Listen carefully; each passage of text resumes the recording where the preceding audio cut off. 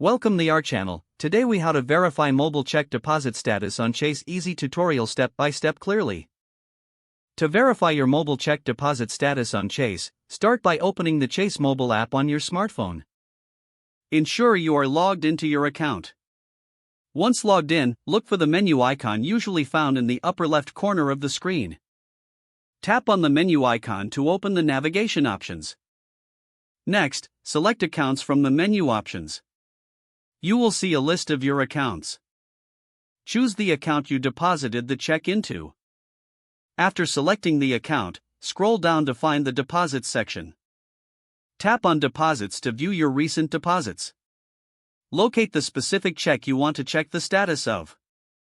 Next to the check, you will find its status indicated. If the deposit is still pending, you will see Pending beside it. If it has been processed, it will show as completed. You can also review any additional details about the deposit by tapping on it. This includes the date of deposit and the amount. If you have any issues or questions, consider reaching out to Chase customer support for assistance. You have now successfully verified your mobile check deposit status on Chase.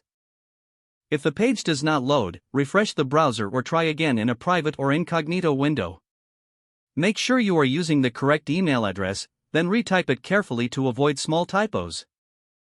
If your password is not accepted, use the reset option and create a new strong password you can remember. Check your spam folder for verification or security emails, then complete any requested confirmation steps. Enable two-factor authentication if available to improve account security and reduce unauthorized access risk.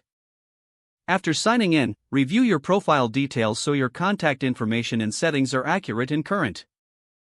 If you see an error message, note it down and try again after restarting your device and internet connection. Log out when you finish, especially on shared devices, to keep your account and payment information secure.